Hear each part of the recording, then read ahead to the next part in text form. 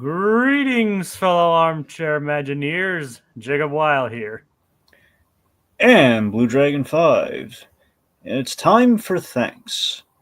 So let's talk about Hanks. It's Thanksgiving 2024 with why we're thankful for Forrest Gump. Oh yeah, and one of Hanks's most iconic movies. Yes, you're probably wondering, why of all the Hanks movies, why Forrest Gump? Well, first of all, I say why not, but secondly, True. I would say, for the reasons Jacob said, it's an iconic Tom Hanks performance. It's on the Mount Rushmore, and beyond that, 30th anniversary, serendipitously enough. So why not? Of course, it's like not only is like one of the most like his most iconic, but also in terms of Tom Hanks, but also in terms of Zemeckis, in terms of Robert Zemeckis as well. Plus, it seemed timely given the Yeah, home movie yeah, that's out. yeah. Beyond that, don't you some mean people. don't you mean here? I said home, didn't I? Yes. Well, it is set in the home, but you're right. The movie is called here. A lot of H's. Speaking of H's, Hanks. So why the heck are we talking about Tom Hanks on Thanksgiving? Is it for a pun? Well, absolutely. But beyond that, we have a great fondness for Tom Hanks. The man's Americana. The man delivers. The man is he's we're so darn thankful to have Tom Hanks in the tomes of cinema, and we like to pay tribute to the man on an annual basis. And what kind of say thanks for all the great acting in a sense. And Tom Hanks always brings something different in each performance, and this movie is like probably one of his most different out there. Well, yeah. So, and like I said, God bless him for it. Yep. So, for, with me, Forrest Gump, I remember watching this way back on VHS.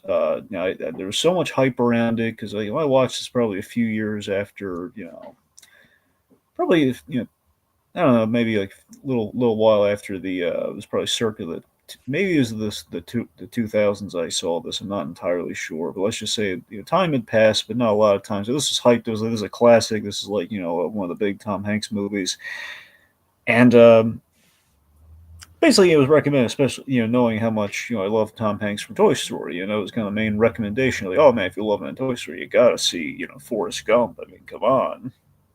Oh So yeah, so I did, and then again one of like the underline the American classics. It's on the Mount Rushmore of Tom Hanks's career. It's an example of Zemeckis playing with time periods in an ambitious way. It's basically the best way I could kind of summarize this film is it's basically Tom Hanks crossed with Norman Rockwell. that is a great way to describe it. It's Americana the movie. It's fundamentally I just love that we how we kind of take a character. We have this we have an incorrupt. I think it kind of goes the sorry. I think it goes the show. Some of the great characters, dare I say heroes, some of the great heroes and the characters that we all kind of know and love, they share a trait in common, which most typically is fundamentally we all share a love of the incorruptible characters that make that kind of make the lives of the people around them better. Like take a Batman or a Superman. Superman or a Yeah. Spider-Man. Like again, these are characters that they don't break, and there's kind of like they're static in that they themselves don't truly change. Very least the Batman or Superman, but everyone else around them is kind of inspired by them or impacted by them or kind of raised up because of them. And Forrest does that without any powers of his own. Exactly. So very much a static character. Forrest doesn't really change. Well, but he but he changes the world around him. yes, and he's kind of rewarded for it at the end in a really sweet way. So again, American hero. He's got kind of an American hero and folk hero vibe in terms of this is like the ultimate Paul Bunyan story of just like a like that you'd hear like around again Forrest Gump being a movie primarily about a guy telling a story. It feels very much kind of like a not tall tale, but again, it's just kind of like it's like the perennial folk tale, but of cinema. It's kind of funny that is like he like tells like three distinct stories within his life, basically like three distinct periods of his life, and each one of them has like a beginning, a middle, and an end. And like the entire movie is beginning, a middle, and it. So it's kind of like a 3-act structure within a 3-act structure. It's like imagine if An Evening with Kevin Smith got an Oscar. That's Forrest Gump for you. Does what I said make sense in any way? I think so. All right, and as to piggyback off what you said earlier, it's like chances are like 95% of people get introduced to Tom Hanks with either Toy Story or this movie. I'd say that's pretty accurate. Also Big. Big's probably another one, but yeah. I mean, Big is another big one. Pre Forrest Gump, Big was the introduction of Tom Hanks. I think without question. Big was like that. That's how you know who the guy was. At least that's what like cemented him in like the big screen. And that's the other interesting thing. Forrest Gump predates Toy Story. Yeah, by 2 years. Actually, by a year. Yeah, by a year. Yeah. Yep. This movie came out the year I was born. Yep. My birthday was actually yesterday. Happy birthday. Thank you. I'm as old as this movie. Yeah. Yep.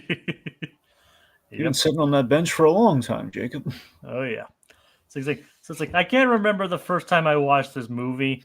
I was very young. I was quite young and didn't fully understand all the nuances that happened in this movie. It's like it's one of those movies that you can probably watch as a kid and not understand everything that's going on, but then like as you grow up and understand like a lot of the finer nuances and of the characters and the things that happen throughout history, it's like, oh my god. Why are we shooting so many presidents? Yeah. Like in this movie, it's like there's so many assassinations or assassination attempts. And they're all ones that had affiliations with Forrest. Yes. It's like, is there a connection there? Coincidence? Yes. But probably. Yes, but anyway. So it's like I can't exactly remember the first time I watched this movie. But I do remember seeing it as a kid, and obviously I haven't watched it much recently, but even I'd say it still holds up even after 30 years. Yeah. Like all great timeless pieces of Americana, this movie still holds relevance even after all this time. We have a comment from Kogia saying, I haven't seen the film. Is it any good? Yes. Yes, it is. I have a wonderful birthday and good fun birthdays in the future. Well, thank you, Kogia. Yeah. But so yeah, it's like I personally recommend this movie, and I'm obviously from what I heard from Dragon, he does too. Mm-hmm. And like I said, I wouldn't call this my favorite Zemeckis movie. It's at probably my third. You can probably guess what the first two are. Dragon, you can probably guess what my first two Zemeckis. Well, yes, Back to the Future and Who Framed Roger Rabbit. In that order, yes. I mean, obviously Roger Rabbit first, then Back to the Future. Well, the point being, those are the other two. Yep. Okay, and would you pretty much have the same rank though? Well, I mean, look, I have to look by law. I have to put Back to the Future in the number one spot. As much as I love Roger Rabbit, it's got to be Back to the Future. Come on. Why by law? Well, look, come on. It's really it's Back to the Future. I know it's Back to the Future. You know how hard it is to pick between Roger Rabbit and Back to the Future? I know, but that's what I'm saying. Even by a narrow margin, it's kind of like, okay, you have to put Back to the Future number one spot. I mean, I personally put Roger Rabbit in number one, but basically, if it's like a 10, like if Roger Rabbit's a 10, then Back to the Future would be like a 9.99. All right. Does that make sense? I know. Sure. I mean, they're both 10s, Dragon. Come on. That's what I'm saying. Why are you stingy with it? Doesn't have them both be 10s. They're both 10s, but I'm still putting Roger first. Okay. I'm not. No complaints. Roger Rabbit's a great movie. I'm just saying, Back to the Future is like I'm not disparaging Back to the Future. I'm not saying you are. All right, then let's move on. Anyway, so speaking of Back to the Future, let's go back in time to how this movie came about. And originally based on a book. Yes, in '86, a guy by the name of Winston Groom, he wrote a novel, and this novel was inspired by basically his father told almost like a folk hero story about this idiot savant who basically was a piano player. And it was the inkling of the idea for Winston Groom of like, what if we took kind of like an idiot savant character and kind of tracked his life as we went forward. And that's kind of where it springboard into. And mind you, the novel is very different than this film. Including like one where they talk about going to space in this movie. In the book, he actually does it and ends up on a cannibal island for 4 years. Yeah, so he was a fat guy, he was a wrestler, he was an astronaut, he befriended an orangutan, and there's a lot of stuff in the book. Basically, as far as like some of this movie stretches the suspension of disbelief, the book probably pushes it even further. Absolutely. But doesn't make the book any less interesting though. And and the book is actually kind of written from Forrest's perspective, including his dialect. So that's the thing. Some people are a little mixed on the book when it came out.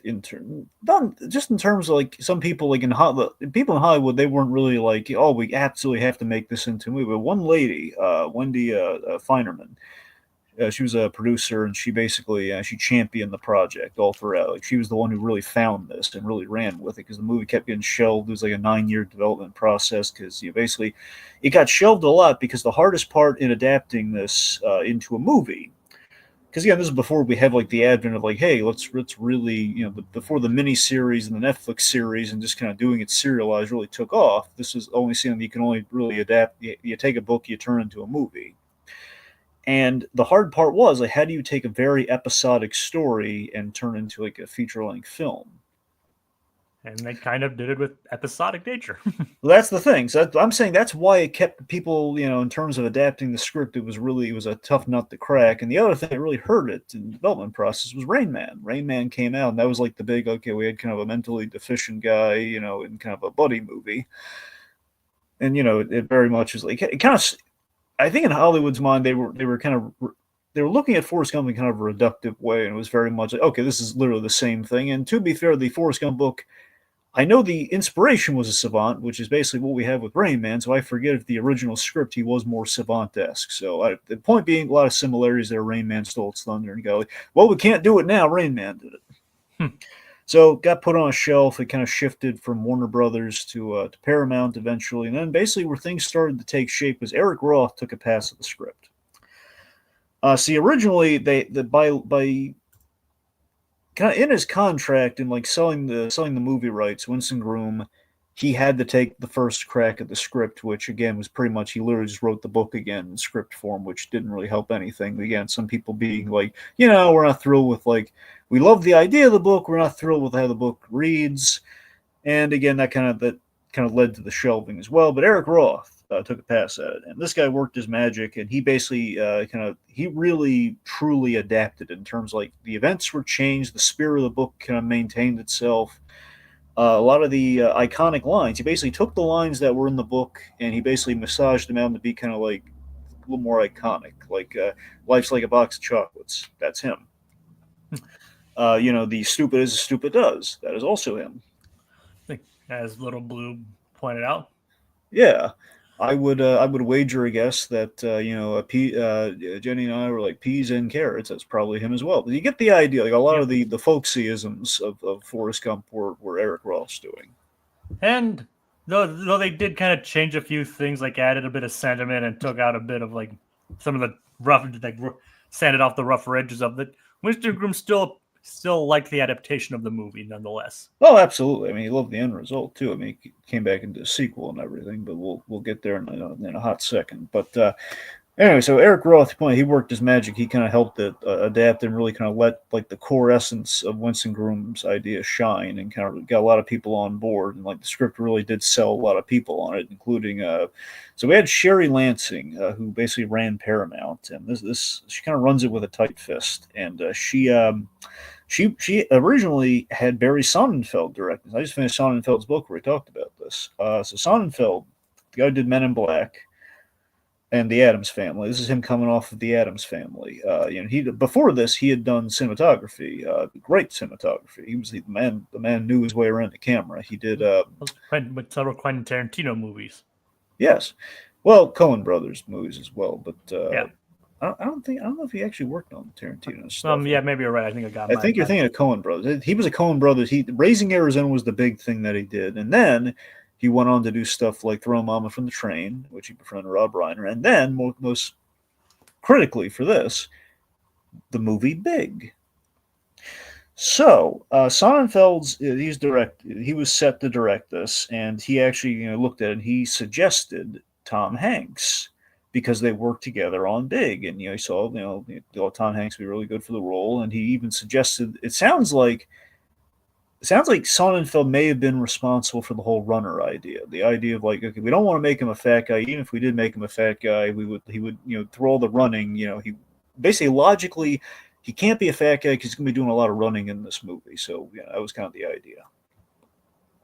But they did kind of allude to some kind of other problems with like the legs and the spine and all that.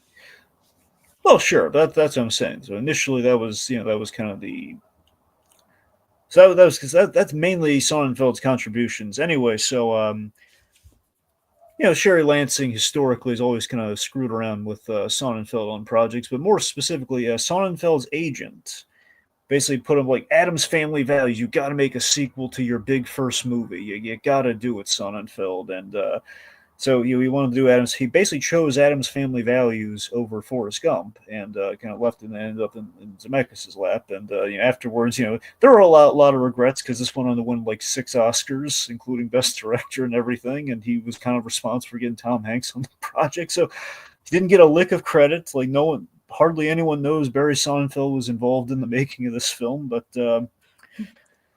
yeah, he did adopt one of his 3 daughters, like because of the choices that he made to do Adam's Family Values. So he's fine with it. It all worked out at the end.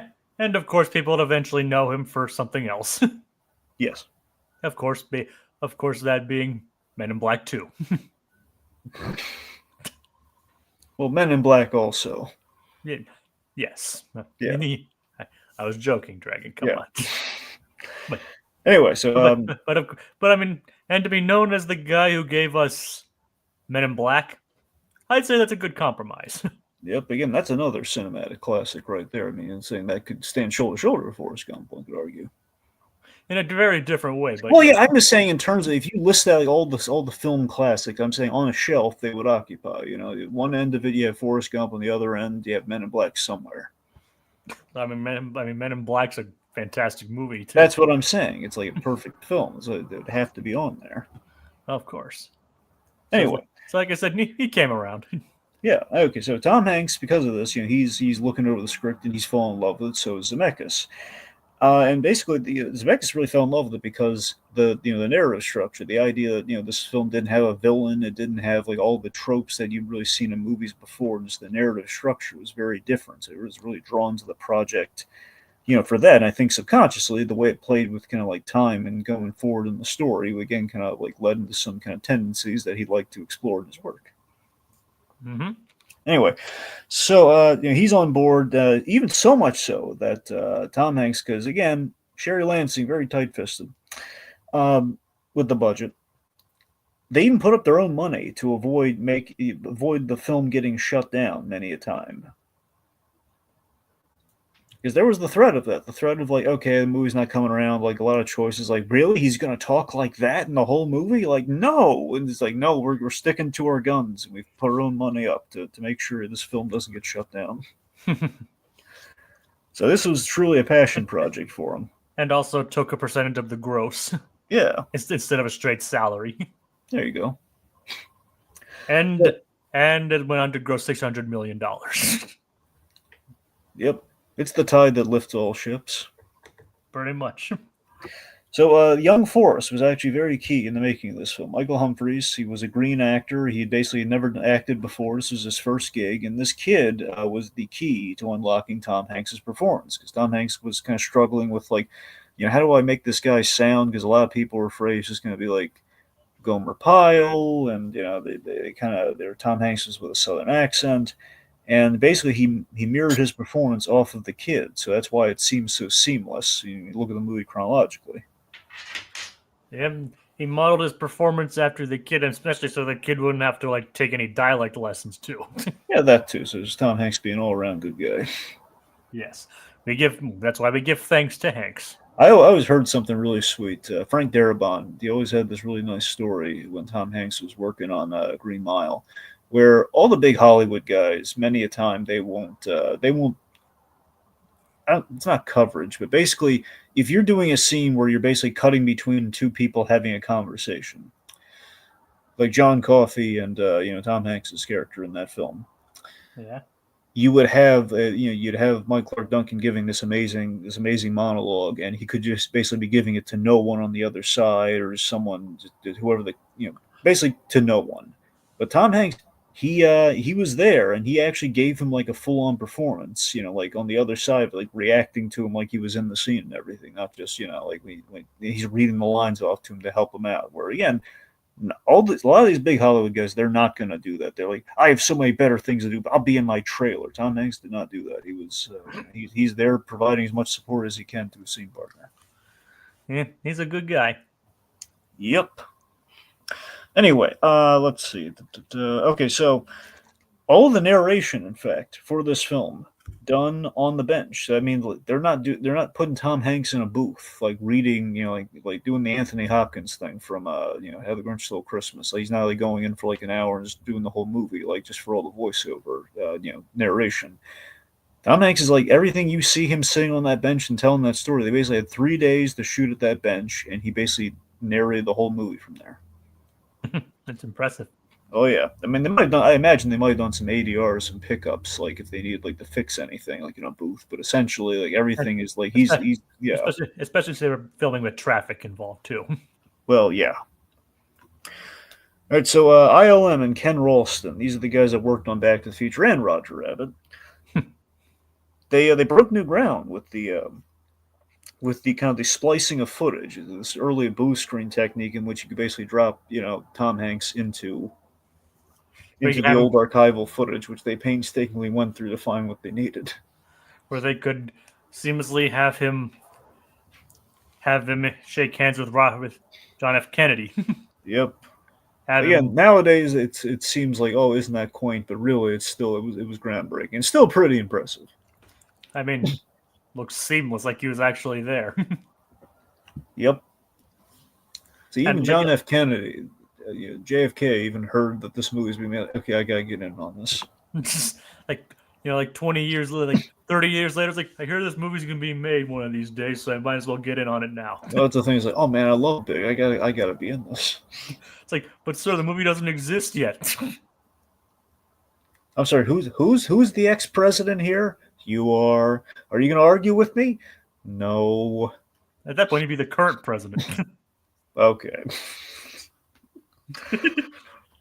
Anyway, so let's see, where are we going here? Okay, so the film was an unprecedented and massive success. Earned 6 Oscars as picture, director, actor, screenplay, VFX, and edit. Second highest grossing movie of the year, behind The Lion King. Yeah, which, to be fair, stiff competition. Yes, but still impressive nonetheless. $600 million in 1994. It was still the most successful live-action film of 1994. I mean, considering The Lion King grossed $900 million in its first run, yeah. Yeah. I mean, it wasn't even close, but still. So after the success of the movie, Winston Groom, he actually wrote a sequel, which sometimes happens. Even with Roger Rabbit, I think something similarly happened, where they were like success and then a sequel was written. Well, in the case of Roger Rabbit, it was more like Gary K. Wolf loved the movie so much he wrote the sequel to be more in tune to the movie. Well, and that's essentially what happened. And Gump it is more of a sequel to the book, but it incorporates elements from the movie. Yeah, which again is basically kind of there was a sequel book, and there actually were talks and plans to develop a sequel in film form. Which basically would have mirrored the book, and that would have been a meta thing where it's basically Forrest Gump having an in-universe movie made about his life and just kind of him commenting on Hollywood, which would have been funny. Yeah, that would be. Basically, that coupled with kind of Forrest more so through the late '80s and the '90s in terms of how the piece would go on. But this is being developed in Well, it's being developed like probably I want to say 96 onward, but as this happened, really when they were a lot of kind of talks ended in '06. But essentially what happened was when 9/11 happened, that really took the wind out of the sails. Where it's like, okay, we they kind of realized that we're kind of getting it close with like the real life events happening here. Is like just kind of like a lot of the it really was a downer for like the development. Like, and we're doing the same Forrest Gump stuff again. Only now it's even with the sadder current day events. Oh god. You know. Oh yeah. Anyway, so yeah, that's you're up to speed. Let's break down the movie. All right, let's do it. Yep. So the movie begins with a feather. Yeah, so the feather, very symbolic of Forrest Gump himself, and more so, destiny. It's Forrest Gump, like it leads to Forrest on the bench, but the idea that this feather is kind of aimlessly kind of American Beauty style is kind of going around the place, can end up in any number of places or like stepped on or taken, but it ultimately it finds Forrest, and again later on we kind of foreshadow this. And we pay it off later with the feather being kind of Forrest just unsure of how destiny works and kind of comparing it to a feather. But unlike American Beauty, it actually makes sense. Yeah. And not just a plastic bag floating around in the wind. Yep. So let's talk about our narrative device here. So I love him on the bench telling his story, which again, as I mentioned, was the hard sell of the movie of like in terms of like adapting and like he's just gonna be sitting there the whole time just telling this story to random strangers. And that's essentially what he does. Like he just like it's a layup. Someone sits down on the bench and he just starts talking to him. Just talking to her. Like it's like I don't know what exactly does he say? Well, he starts off with he offers her chocolate, and then he offers her chocolate, and he says, "Life's like a box." My mom always said, "Life's like a box of chocolates. You never know what Never you're gonna know. get." Oh yeah. You And never know. then it transitions into him like talking about her shoes. Like those shoes look comfortable. He was like talking about the shoes and and basically how his legs were all messed up. Basically, Yeah, right? you can remember the first pair of shoes that he had. Yeah. He does get a Anyway, nicer. He does get a nicer pair later, but so what we accomplish, a few things we accomplish here. So it's a brilliant reveal later that he could have just, ran down a few blocks to get where yep. he was going the whole time versus like, telling everyone all this grand sweeping adventure that got him to this very moment. It's like kind of funny if you think about it. Like Oh, he's like, absolutely. it's like, yeah, you don't have to go there. It's just right down the block. It's like, wait, what? And then Oh yeah, he's just like, it's been nice talking to you. that, Bless that boy. that really sums up though that Forrest Gump, he's friendly to strangers that he comes across.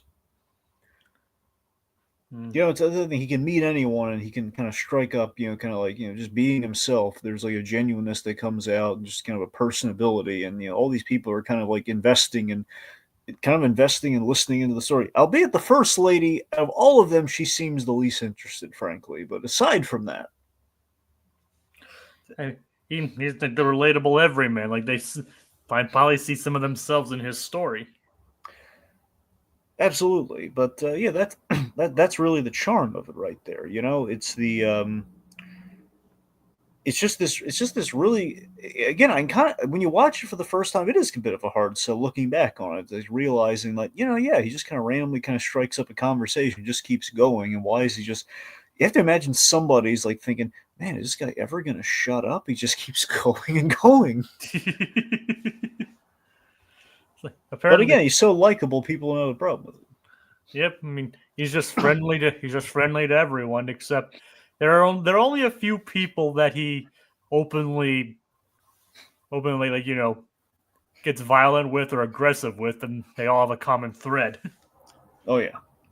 And that common thread is his lady love. Jenny. Yes, By the way, the most beautiful name he ever heard. isn't it interesting that the editing, like sometimes we just have new people on the bench and we kind of cut out them leaving?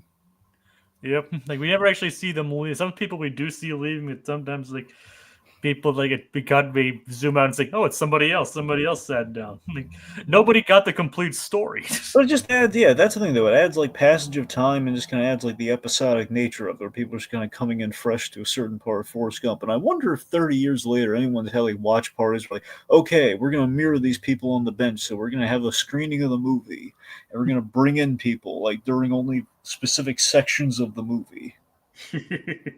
Or better yet, have people who have never seen the movie before and just introduce them during these sections. And like you watch his childhood, you watch the Vietnam section, you watch the running section. Yep, exactly. The shrimping section. Yes, like as I mentioned, like each like the movie does have like different episodes, and each episode has its own like beginning, middle, and end. Like each has its own conflict and resolution, etc. It's like several complete episodes in one. It's all stitched together. So let's talk about Forrest's childhood. So the leg braces. This was a really good idea because I love that it one it connects to the running thing and it gives a good like rationale for like how he's able to run so fast and so long. Because again, he's had basically we established through the doctor, he's strong. He has really strong legs, but again, his spine is as crooked as a politician. Which again does get fixed because of the brace. Which again, look, honestly, from a medical standpoint, I guess it's all in his tailbone. Because otherwise, you'd imagine he would have more like a back brace. But I'm not going to question science, my friend. I'm not going to do that. Yep. Anyway, point being though, so on one hand, it's it kind of it adds a nice rationale for like a big plot point of the movie, but also Not only that, like when they get back to the house that his mother runs, it establishes like that he has influence on these famous people. like Elvis. Yep, he's the one who gave Elvis his pelvis, basically. Well, yeah, In a roundabout, well, you know what I mean. in a roundabout way. Also, Kurt Russell Elvis. Well, Kurt Russell provided the voice of Elvis. I know, but don't take this away from me. It was Kurt Russell playing Elvis again. I know, but it was him playing the voice of Elvis when somebody else provided the body. Yeah. But yeah, Kurt Russell Elvis. What movie was he Elvis in? Well, John Carpenter did a movie called Elvis. Oh, all right. And then, of course, Kurt Russell. The reason for that, by the way, is way back in the day, Kurt Russell as a kid was in an Elvis movie, and he famously like kicked Elvis in the shin. In the movie or in real life? Well, I think it's in the movie.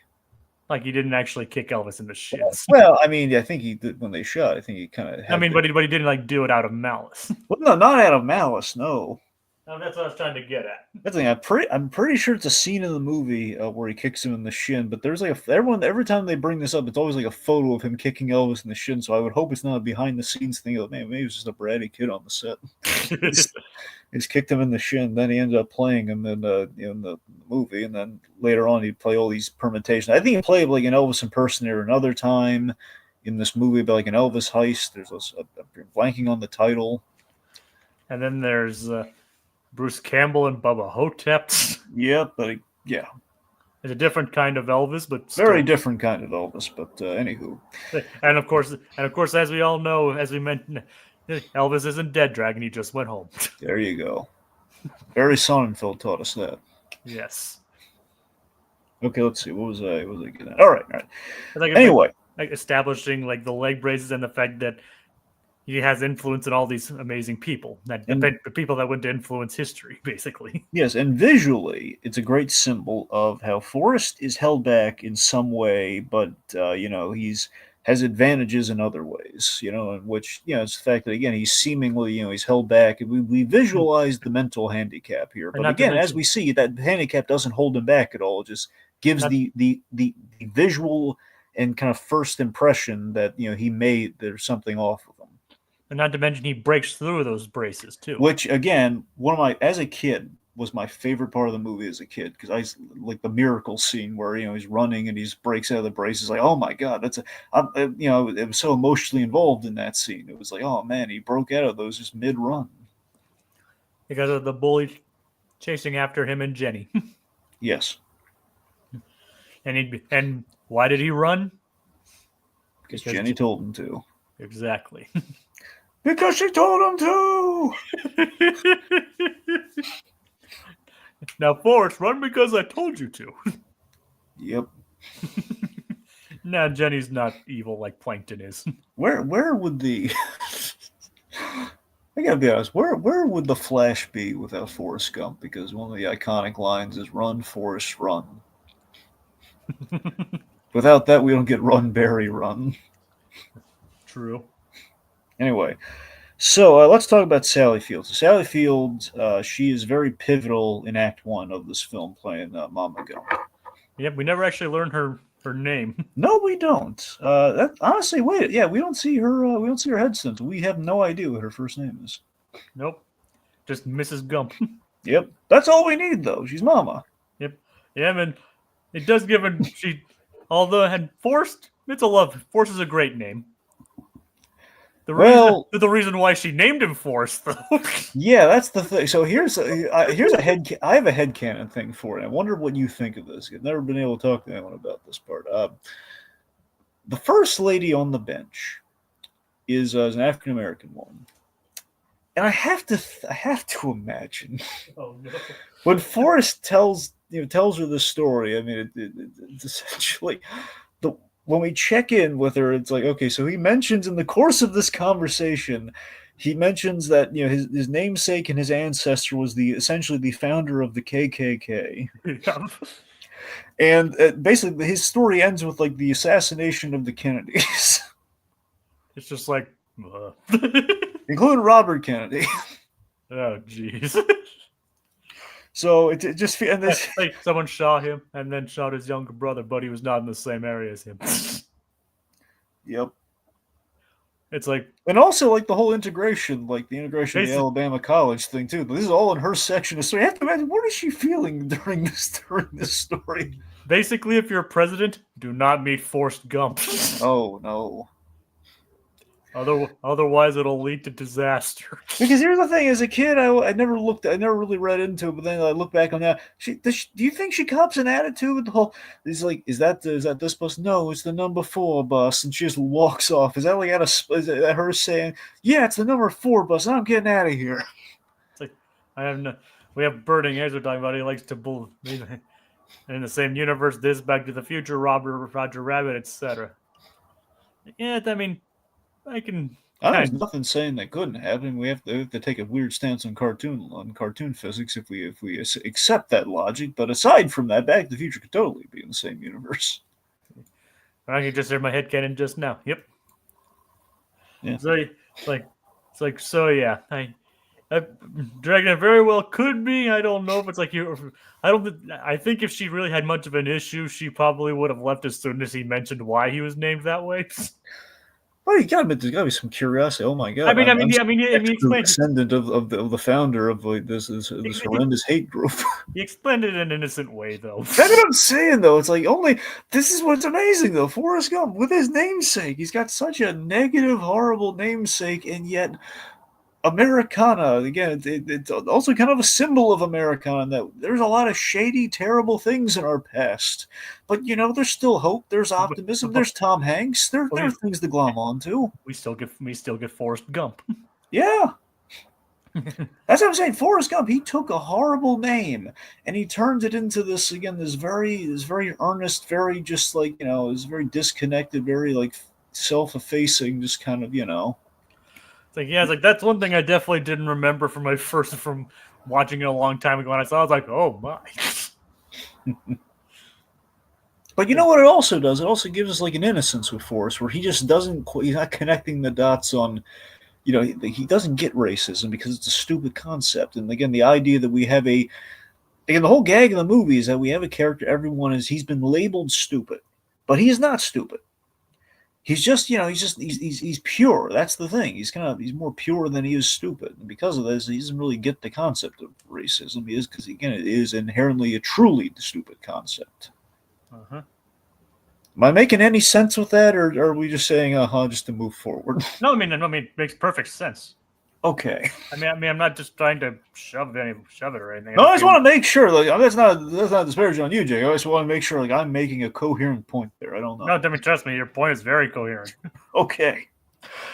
Anyway, so Mama Gump again just bring like, kindness and just a warmth there, just very likable. She also wants to make sure he goes to school and is well educated. Yeah, and that's the thing. It's really inspiring that she ensured her kid had opportunities and didn't think of himself different than anybody else. And she'd made sacrifices for this kid. I mean, when you look back again as a kid, you and I probably didn't pick up on it, but we have the we have the the after the chart scene, which by the way, great visual storytelling, just to show us that Forrest again, he's not like in terms of like how intelligent the character is. We have a good baseline. Where he's like again, he's not necessarily book smart, but he's not Ed from Ed, Ed and Eddie. Okay, he's not Ed. He's not book smart, but has a lot of other kinds of like emotional intelligence. Exactly, but then we also have like there's a bit of cleverness with Forrest too, where the whole like the exactly. But that's the thing that when you look back on it, you have that moment of the it's kind of sad that his it's like the unsoftened moments to the film that are underneath the surface that poor Mrs. Gump, what she endured to make sure her kid got a fair shake, you know? Yeah.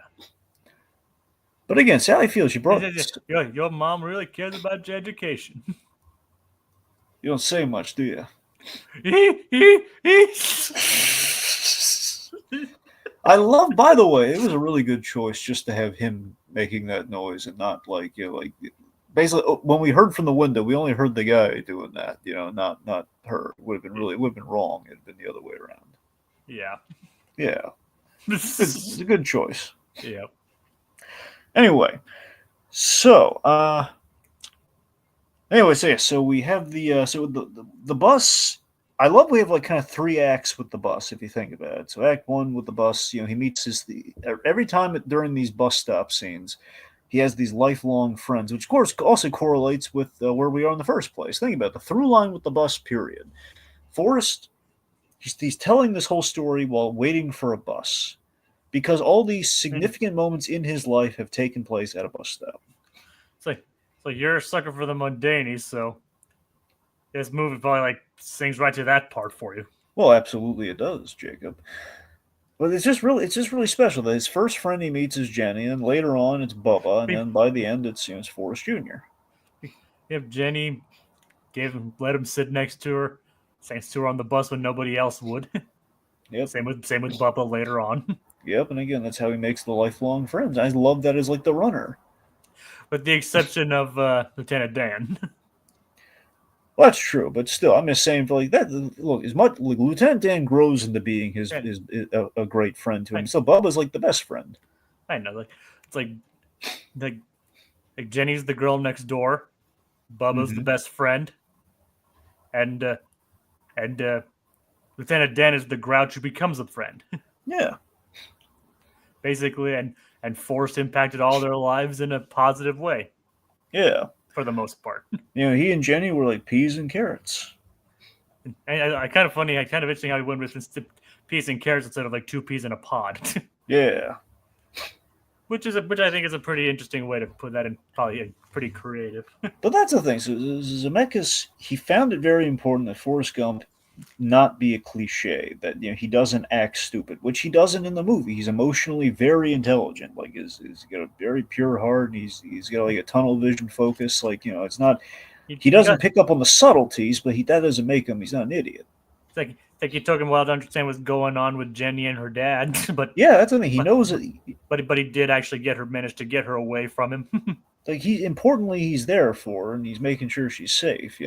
It's like the voice of an angel. That's again, they're real sweet childhood friends. It's a very pure love, and just like not even like a romantic love. It's a love that then you can buy. It's the romantic love. It seems like a genuine romance. Like Forrest Gump, he's a tried and true friend who is here's what's I never caught this until looking back in the movie for this is that Forrest ultimately he's a candle in the darkness of Jenny's life. and just all the utter like bad things that happen in her life. And in a sense, you can look at it like this. The good, like a lot of her life is like marred by like basically all these negative experiences and like things she had to do to get by and things like that. But the one light in the tunnel was always Forrest.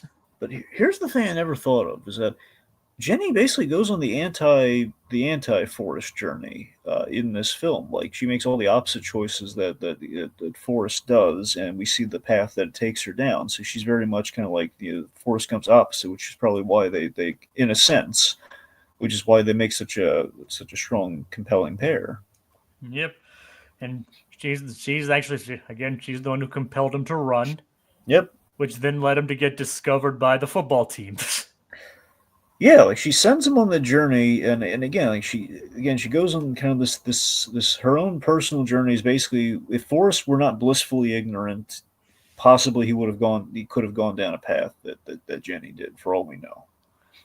And he was just doing it out of everything out of like the kindness of his own heart too.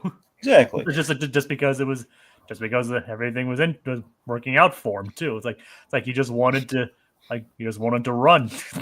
So again, because of Jenny's instructions, there we have the feel good moment of the movie where again he breaks from the leg braces mid run.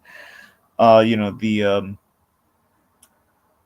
again, it very much Forrest becomes a traveler by this logic. He's running all over the place, and that leads him. And of course, one of the best lines, like wherever I didn't know where I was going, wherever I was going, I was running. I was running. Yes, I was running. Like Says it with pride. and that's what he does every time we see him doing something important that shapes someone else's life. He's usually running. That's the thing, He is again running. Took him everywhere. It made him a college football star. Yeah. It made him a war hero and made him like an icon. Yep. It's like it's like he became like they're like talking about that's just some local idiot, but it's like, yeah, maybe he may be an idiot, but he's fast. Exactly. But he got scouted by the high school, basically, and that gave him a scholarship, which probably helped his mom in the long run. Yep, and also introduced him to Kennedy. Kennedy, like he was like worked on. He was coached under Bear Bryant. Yep. Very famous football coach. And of course, and I love how even the audience got it, like the audience in the stadium got into it whenever he ran. It's like run and then stop. Such an adorable idea. Just the whole okay, no, we got to tell him to stop, or else. And they even have a bit of like stop, Forrest. Like the banner, we have like the band, like tell him, oh, stop. Yeah, because he would just keep running. Yeah. You never knew when to stop. Like I don't think he really understood football, but he knew how to run. Exactly. And he was a great running back. Basically plays football like Ron Stoppel does. I was about to bring up Ron Stoppable. Only Ron Stoppel runs for his life. Yep. But same principle. Absolutely. Anyway, so again, here's what's really so with the kind of the mind bending effect of the movie, where we have Forrest meeting all the famous people, including we're dropping in like actual archival footage, like again the whole Alabama college desegregation and meeting all the presidents. Meeting JFK with the Dr. Pepper's gag. He gave the book back or the notebook back. It's like the best thing about winning football was the best thing about being the president was the food. Which again, there's the mundanity I live for. By the way, right there's the fact not being the leader of the United States or anything like that. No, it's the 15 Dr. Peppers. What's also the fact that the idea he's going to meet the mundanity in that he's going to meet like the most powerful guy in the world, and yet he's just going to be like he's not giving like the response that every other like football player is giving because they have no idea what something better to say. Forrest just very honestly answers them. Like, how does it feel to be an All-American? I gotta pee. Yep, and it's so nice of Kennedy. Kennedy like sends him to the presidential bathroom. Yep. Nice. Yeah. But it's like he means like the best thing. Like I must have drank 15 of those Dr. Peppers. I've had Dr. Pepper. I'm not impressed. It's like Forrest likes it. I know. I'm glad he likes it. I Yeah, love the visual of like he's just drinking like 15 classic, kind of soda bottles. because he was thirsty. Yeah. It's like, and have you ever had it out of a glass though? See, I wish I could say yes, but I have not. I mean, I don't like Dr. Pepper either, so but Yeah. I'm just saying, like, most people will say that soda or pop or whatever you call it from where you're from, soda, pop, Coke, whatever you want to call it, Yeah.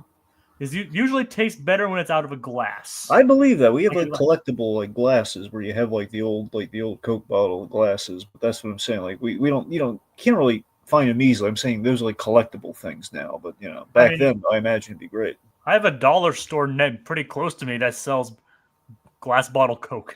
Well, that's wait, you mean like the drink or like just No, just like the drink that's like with a pop off cap and everything. That's pretty cool.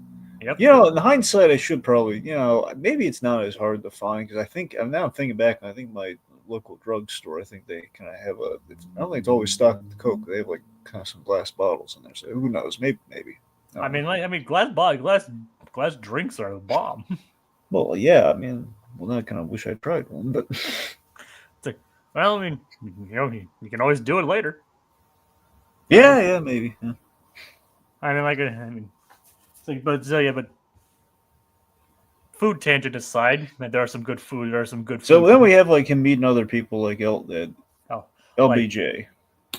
Lyndon B. Johnson. Like that's after the war though. Yeah. And we looked the $1 million wound, and then later on we had Nixon. Yep, and it turns out Forrest was responsible for kicking off the water. Well, not kicking off, but exposing the Watergate scandal, which is so funny. God, I love it. Here's what cracks me up. It's the fact that Nixon was actually being nice. He said, "No, I know a far better hotel. Yeah, I'll set you up there." And then he gives him to send him to the Watergate, and he exposes the scandal. Yep. Hey, if you think about it, it's kind of brazen for Nixon to do that. Then. Yeah, because of Watergate. So again, if you're the president, do not meet Forrest Gump. You either end up shot or resigning. Yep. Like he has this strange power to, like, basically the only one that he doesn't actually meet is the one who gets shot at the end. Yeah, nuts. But he didn't die. The Reagan didn't die. I know, but he still ends up getting shot. That's what I'm saying. Though. You're right. He got shot, but he didn't die. Like, I mean, but he also met John Lennon too.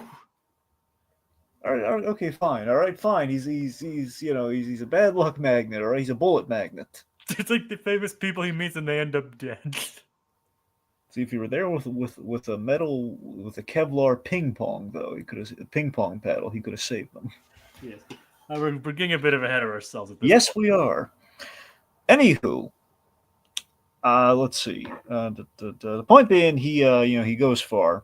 Like he meets the president, has to pee, and then Dragon. Well, he's in the bathroom. He sees like the Marilyn Monroe picture and everything, and then we kind of transition from there. Yep. Yeah. Jenny. Yes, Jenny. So, well, sorry, I just want to talk about this though.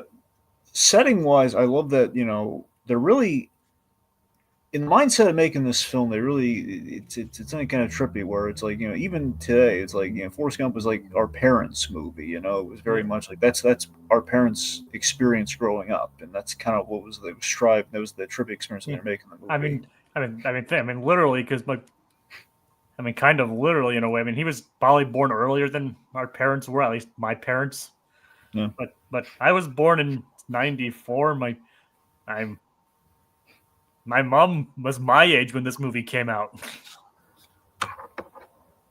Yeah. Yeah, she was 30 years old. There you go. It's like, so, yeah. Yeah. Okay. Anyway, so Forrest, he graduates college. Yep, and then it's like he says, like, have you thought about your future? Hands him a pamphlet for the U.S. military. So that brings us to the Vietnam section after we potentially ticked off that one lady. Do you think he basically just did it because they handed him the flyer, like he didn't consider? It's like, well, might as well join the army then. I don't know. I think his mom would probably get taken in by the sales pitch as well. Like I don't think they were thinking of Vietnam when they were handed this. Yeah, but I But mean, even if they were, they I know, were in the South, and I think it would have been very much kind of a blind allegiance kind of a thing. Where okay, well, or no one really understood. I don't think anyone on the home front, especially in the South, really understood the I mean, gravity I of mean, Vietnam. I mean, this basically sets Forrest even further on his modern day Renaissance man saga. Yeah. So then again, I just love the cut of like he's like, "Hello, my name's." So earlier we had this cute gag with on Dorothy the Harris. on the bus, who we see at the end again. Yeah, Mom says I'm not supposed to talk to strangers. He's like, "My Well, name's Forrest Gump." like, well, my name's Dorothy. It's like, so we're not strangers anymore. See, it's an adorable impression. I love he tries that kind of thing here, but then the basically the Full Metal Jacket kind of bus I don't driver give here a damn who you are. Basically, tells him, yells at him to get on the bus and everything. But then he meets Bubba. he's like a Bubba who has this thing with his lip. Yeah, he's born with extra gums. Yes. And Bubba is this great guy. He's like this down to earth guy who knows everything there is to know about shrimp, basically through his family's history. Yeah. Again, I love that we put Forrest into a morally murky Vietnam situation, but we kind of show Vietnam in the most non-political way we ever have. We never have at this point, where it's like just the POV of like a guy who's just is just kind of rank and file, just doing what he's told kind of experience. And he just recruited right out of college. We meet Bubba, and just I love the parallel of Bubba, where Bubba essentially is Jenny for him in a sense. She's he's Becomes his best friend. his best good friend, which is one of my favorite lines. No one ever talks about. I love the whole Bubba was my best good friend. I couldn't leave him there. My best good friend. Yeah, it's like not just his best friend, his best good friend. Yeah. And I reading between the lines, I always got the sense. I don't know about you. I got the sense that the root of their bond from Bubba's side of it was that no one cares what Bubba has to say about shrimp except for Forrest, and that's why he, really, like, it's why he offered him like the shrimping business and everything later on because Forrest, like, and we know for a fact, Forrest, he said at his gravesite, like, I remember everything you told me. Forrest did actually listen to me. He knows about all the different ways, you can all the different stuff you can make with shrimp. how versatile shrimp is. Yeah. It's like so he's like, I'm not even gonna come recite all this stuff that Bubba said because it's a lot. But Yep. so it's like basically gave him the time of day when nobody else would. Like he basically paying back in kind. Like he let Forrest sit next to him, and Yeah. the least Forrest could do is listen to him. And Forrest, as good of a talker Forrest is, he's also a good listener. Oh, absolutely. By the way, speaking of which, I love that he excels in like boot camp. I love that like the Full Metal Jacket style drill instructor. He loves Forrest. Gump, you're a genius. I would make you a captain if we didn't need you so badly. How did you just undo that rifle? Because you told me to. Rifle, that's a new record. It's a new company record. It's like even in the army, he's a savant. Which is great. Oh, because again, this Forrest Gump, he just does what he's told. Yep. And we don't get to know much of the rest of his platoon, unfortunately, except for Bubba and of course Lieutenant Dan, who we'll talk about in a moment. I gotta be honest, I do have a kind of a kinship to Forrest's army experience in a weird way. Yeah. And the only other people we know are Dallas from Phoenix and Cleveland from Detroit. which is a really in Texas. I don't remember where Texas from. Yep. It's like, well, to be fair, it makes sense. I mean, you have, as I mentioned, Dallas from Phoenix and Cleveland from Detroit. And Dallas went on to be in a Ridley Scott film. And Cleveland, who knows what he did? And probably went to Ohio. But yeah, so what is this kinship you mentioned? Well, just that like kind of going far, like in kind of a work setting, just by like literally just doing what you're told, and there's not really much to it. It's just it's kind of like a scene, like, oh man, this guy's great. Like, what's his secret? He says, well, I'm just doing what I'm told. Yep. So I've kind of I've kind of had that thing where like I don't get it either. I'm just doing what I'm told, not complaining about. That's about it. And not to and you're talking about like all the time periods, like not to mention all like the period accurate songs featured in this movie too. It's like a jukebox of like 60s, 70s hits. Yeah, it was. I want to say they got every song, and it was like because of that, it was like a very successful soundtrack. Oh yeah, one of the best selling of the year. Oh yeah, It's like so yeah. Then of course when they go to Vietnam, they meet, or as he says, Vietnam. They meet Lieutenant Dan. wonderful Lieutenant Dan, played by Gary Sinise. Oh yes, he nails it. Yeah, so Gary Sinise, he actually, I believe, he had Vietnam veterans in his family, so he felt very strongly about getting the role, and he's gone on to do because of this film, he's gone on to do a lot of work with veterans. Like he like founded the Lieutenant Dan band, and a lot of proceeds from that go to help veterans. Yeah, he's got like a charity in his name. It's like it's a whole thing. Also, Gary Sinise cameo in Captain America: The Winter Soldier. Ooh. Yeah, it's a cool cameo too. He's the voice of the museum. And Gary Shandling too is in that movie. Well, he is, yeah. A lot of cool Garys in that movie. Well, yeah. I didn't know Gary Sinise is in that. Oh no, absolutely, Gary Sinise. Yeah, he basically he recaps the Bucky Barnes story. Huh. Kind of interesting. Yeah, That is a fun fact. yeah. Anyway, so again, I love his introduction. I love where he's very laxed and just kind of like when we're all just kind of like hanging around before they venture out, and he's the whole like the first thing he says like don't salute me, don't salute me, and he gives a very simple lesson like change your socks because the whole trench foot thing, Yeah. change your socks and don't do anything stupid. Yep, and basically like tells them like where to get some good food and all that while they're there.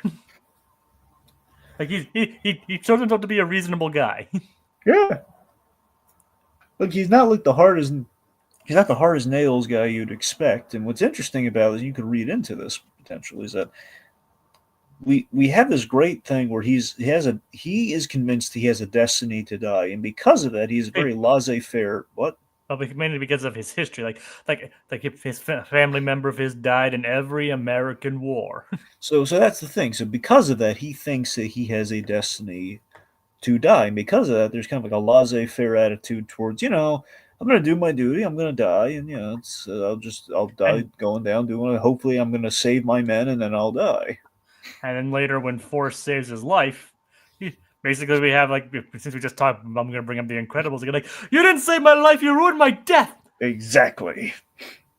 Although here it's much more sympathetic.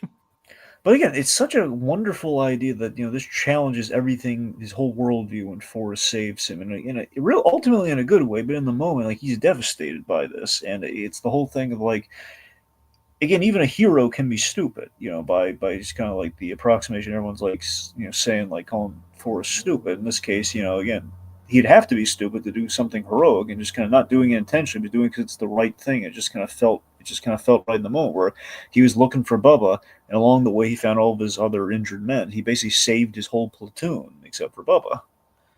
And along with them, Lieutenant Dan. And it is kind of sad that he wasn't able to save Bubba though. That is, I mean, he saved Bubba, but Bubba was succumbed to his wounds. So that's not enforced though. And of course, this was like if I knew this was the last time I was spoken to him, I would have chosen something else to say. And it's like the only regret that he has for his kind of a lack of intelligence there. He just kind of wishes that not even intelligence, kind of like a lack of hindsight. The one kind of like one of the few contemplative moments of Forrest. Which, by the way, if you look at that moment, Forrest does grow up at that point in the movie, which progressively at the end of each story we do kind of build to that point. He's kind of growing up progressively. It's arguably his first experience with death. Exactly. Which, let me think about it. Every one of his loved ones, not of the core loved ones, they die. Like the big three die in this film. These three most closest friends die.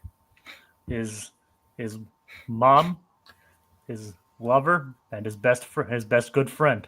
Yeah, The only one that stays alive, and is the one that wanted to die in the first place. yeah. So the takeaway from Vietnam is, a good heart, kind of because of his good heart, he saves his platoon and he loses his friend. And that's it's pretty much as And Forrest kind of process it. Where again, Vietnam, it's like he and of course something came up and bit him in the yep buttocks. bit him in the buttocks. Yep, and he moons the president because of it. It was $1 million wound, but I ain't saying a nickel of that. They're taking things a bit too literally there, Forrest. Yeah, But yeah, like that was another like special effects thing that I understand. Like that was like, kind of hard to pull off. Was like him running away from the airstrike. oh yeah. So when they shot that, believe it or not, so they had one shot at it because that's a practical explosion. Now Tom Hanks is not in the frame running away from that because that would have been crazy.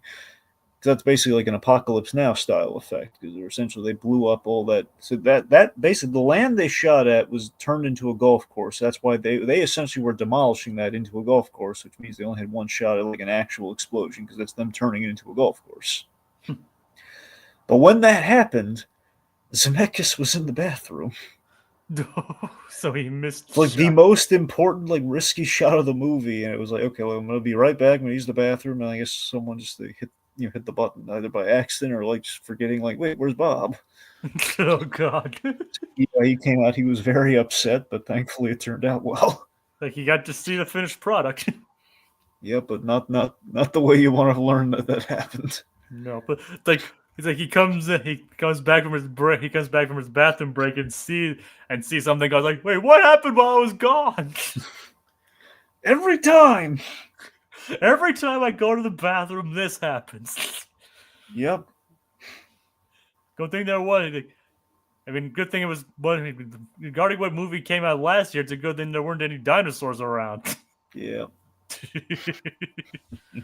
Hey, well, heck, I mean, Zemeckis and Spielberg are friends, so it makes sense. Yeah. Anyway, so were the planes added in digitally? I'm guessing. Um, I think so. I mean, it makes sense. I mean, they wouldn't be having actual planes drop like a bomb near with Tom Hanks running. Well, no, I think he's not running. They added him running like in a separate. That's the visual effect, where it's an actual practical explosion. I mean, I get that. I mean, there's a chance the planes could. I don't think they were though. But and was that actually Tom Hanks and not just a stuntman? Well, I think we see him from the front. That's Tom Hanks. All right, that's fair then. But again, he's completely safe. He's running on blue screen. I mean, I understand that. I know they wouldn't have him near an explosion. I mean, a lot of times you actually can't have stuntmen and people near explosions and have them be fine. But here's a fun fact, though. But not one of that magnitude. Speaking of Tom Hanks running in stunt doubles, he had a running double. That makes sense. You know whose running double was? Who? Jim Hanks, his brother. That does make sense, actually. Later on in the running segment of the movie, they had Jim Hanks doing the running because the way they shot it, they couldn't have they couldn't afford Tom Hanks on the set essentially because they had to shoot all over the place to do like him running to all sorts of corners of the globe. Because they had like all these different production units, so you can only have Tom Hanks in one place. It's not a budgetary thing, but like it was a thing of. I'd mentioned the budgetary thing because that did factor into that story, and we'll get there. But let's just say. You can only have Tom Hanks in so many places at the same time. So you have Tom Hanks doing some running, then we need another Tom Hanks, so we're gonna use Jim Hanks. Is that also why he's covered with the big beard? Well, that's not the only reason. I think they're going for like a kind of a. I know, but is it like an out of universe reason why? I think it helps. All right. Well, it helps mask the fact that it's Jim. Yeah. All right. Not only does he kind of look like Tom, he sounds like Tom too. Well, yeah. a lot of Sheriff Woody dolls will confirm that fact. And his appearance in Kingdom Hearts 3. Mm-hmm. Which they didn't get Tim Allen for, unfortunately, either. No. I forget who they got for Kingdom Hearts 3. Well, traditionally it's Pat Fraley, but I think they have a new guy. It used to be Pat Fraley. I think it might have been him. Anyway. Yeah. So, Let's see. So post-war, we ease out of things as Forrest is like recovering in the the hospital, and like the medical uh, med tent, I guess. He discovers another thing he's a savant at, Ping pong. in which I learned about ping pong diplomacy today. Yeah. I mean, I looked it up. It's like, wait, that was a real thing. Oh yeah, it was a real thing. It was basically like this kind of like a goodwill. It's like Walt Disney's goodwill tour that he did. It's like opening up the relations between the United States and China, Yep. which also ties to Nixon. Mm-hmm. So It's like the one good thing Nixon. It was the one really good thing Nixon did. I'm sure there were other things, but obviously it was marred with a lot of other skills. Look, there were, but let's face it, not a lot. I know. Yeah. I mean, I do like looking at the nice qualities in Nixon. Seriously, I do. But I mean, I try to find good qualities in all the presidents. Just no well, that's true. Yeah. I mean, no single president that was without scandal. Well, that's absolutely right. I mean, when you look back at Kennedy, if it's to be believed, he treated Marilyn Monroe like crap. That's. I mean, I don't know. I'm not gonna say that's true or not. I'm just saying that if it's to be believed, I myself don't want it to be true, but I don't know. I mean, the point being, anyway you slice it, he was a womanizer. So that much we do know. So that's not great. And either way, both of them are dead and neither can share their side of the story. Well, that's true. Unfortunately, like we do know he was popular with the ladies. So that's what I'm saying. Like how he treated the ladies, we don't know. That's behind closed doors. We don't know. But he did carouse around. That's confirmed. That's like Secret Service guys. He had a whole tunnel and everything to do it. We know. Yeah, like they said, no president in history is completely clean slate, except exactly none are without sin. Exactly. That's the point. And some of this, and even with the ones that had probably a lot of more sin, did have some good things during their term. Yeah. And that's about as political as we're gonna get here. Yeah. Plus Nixon had Checkers the dog. And we love dogs. Well, I love dogs. Yeah. Anyway, so let's see. Okay. Anyways, yeah. So we're using things out of the ping pong. We have a really great scene amongst all this, though. Lieutenant Dan losing his legs. Yes, of course. This was like the big visual effect too. Where again, this was like really clever blue screen. Where the key to the effect was the interaction with stuff. It wasn't just because again, the legs are there. But these weren't like blue sleeves on his legs. Yeah, they couldn't cut off Gary Sinise's legs. No, for obvious reasons. Well, yeah, because he wanted more money. No, I'm kidding. No, no. Yeah, I'm sure there's probably some health and safety violations there. See, a lot of people really thought, and I still looking at it, you kind of have to wonder. Like for some shots, it looks almost like his legs are like tied around, like basically like his knees are bent. It's like, the thing is, from what I understand, it's like there are some shots where it's like his center of mass is still in his legs, where if someone was actually had lost their legs the way he did, it would be more in his chest. But basically, what I understand, it's like so minuscule, and he does such a good job. It's like it's kind of forgivable in a way. Well, exactly. But I mean, I like the detail that when you saw, I think to help justify it, when we saw Forrest save him, the way his injury looked, where the leg stopped working, was like right under the right under the knee. Yep. It's like and when he's talking about injury, like, you see that, Gump? and then later it's like, do you understand what it's like to have your legs not be able to use your legs? Do you understand what it's not like to not be able to use your legs? Yes, yes, I do. I love that so much. I love that he has an answer there. His answer, very honestly, and Lieutenant Dan's kind of caught off guard by it, where it's like it's in a sense. I mean, because if you think about it, all he's seen from Gump is obviously his amazing running skills. Yeah, and the other thing, I love that he's bonded with Forrest in that moment. We, the audience, have to get kind of connected the dots there. Oh man, these two are very much linked, and kind of like he's kind of living through Forrest's early experience to some degree. It's saying it without saying it, basically. Yeah, no, we're not spoon feeding it, but it's just like the acting kind of sells it there. Like I do. But he doesn't really register much for Lieutenant Dan immediately. I mean, like I always call him Lieutenant Dan instead of just Dan. Yeah. I mean, do you call him just Dan, or do you call him? No, it's Lieutenant Dan. Show some respect, man. Well, I mean, that's what I do. I always call him Lieutenant Dan. Exactly. That's what I'm saying. That's what you got to do. He's not First Mate Dan or anything like that. He's Lieutenant. No. He's Lieutenant Dan. Yeah. even when he serves under Forrest on the shrimp boat, which we'll get to later. So that. Yeah, so the peace. Let's look at the peace rally first. So, we have a brief reunion with Jenny at the peace rally in the big reflecting pool with, It's like after like gave this speech with the I forget the guy's name. Abby Hoffman. Abby Hoffman, yeah. So Abby Hoffman, for the kids out there, Abby Hoffman he's the guy in the red, white, and blue shirt who was at the trial of the Chicago. He was at the Chicago 7 trial. If you watch that movie, he's, I believe Jeremy Strong plays his character. I think I could be wrong on the casting there, but he's one of he's the part of the duo. I was saying F this, F that. Yeah. Pretty much, yeah. That's Abby Hoffman to a T, pretty much, And Forrest just innocent about the whole thing. And of course, he's like trying to do his speech, but then they cut off the mics, and we don't actually hear what Forrest says. Yep. And then when they finally get it back, it's like, and that's all I have to say about that. See, this movie cuts like undercuts, like doesn't necessarily undercut, but these like serious moments throughout history with a sense of like naivete and kind of humor and wonder in a way. It's just really great that Abby Hoffman's like genuinely moved by it too. Yeah, because he actually heard what Forrest said. Yeah.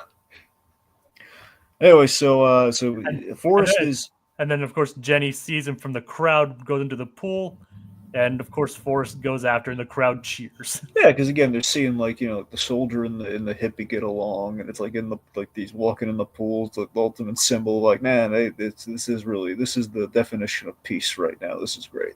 Yep. but we learned that things have not been going very well for Jenny. Yeah, it was always heartbreaking when Forrest had the return to sender letters. He promised Jenny that he'd write her, and he got all of his letters were sent back to him while he was injured. And it's because again, she didn't have a regular address, which makes all the sense in the world, but it's still a bummer for him.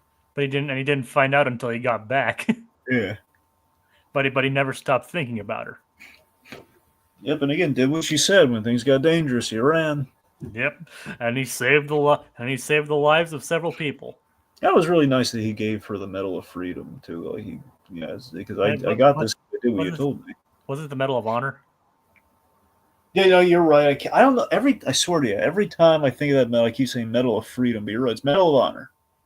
Yep, and which he went on to a talk show with John Lennon and Dick Cavett, who actually played himself. Yep. Which is like the only like cameo from that time to actually play himself. I mean, Dick Cavett's awesome like that though. Yep. He was like DA. He just like wore like de-aging makeup and something like that to make him look like he did at the time. He was also in one of the Nightmare on Elm Street movies. Oh, nice. At playing himself. Oh, nice. Yeah. I admit this is probably the better version of that, but well, the fun thing was when he was in one of the Nightmare on Elm Street movies, he basically the gag was you're flipping through the channels and you have Dick Cavett, the Dick Cavett show, and Dick Cavett turns into Freddy Krueger and he kills. I think he turns into her like Freddy Krueger pops up during the show and kills the guest. And basically asked Dick Cavett like, "Who do you want as your guest?" And he's like, "I want Zsa Zsa Gabor because if there are any guests that I would want to get killed during the show." That's mean. Well, just because, she was, she's kind of a mess. Like, yeah, I know, but still. Yeah. But and then when he leaves, and when Dragon, who was the other guest on that show that day? You mean John Lennon? I mean, I was trying to lead in Dragon. Just a guy by the name of John Lennon. Yeah, just like a little no-name Brit. The guy, like was like the nice British boy. That's I think as Forrest called him. Yeah. He inspired the song Imagine, which, if I'm being honest, is probably the worst thing that Forrest ever did.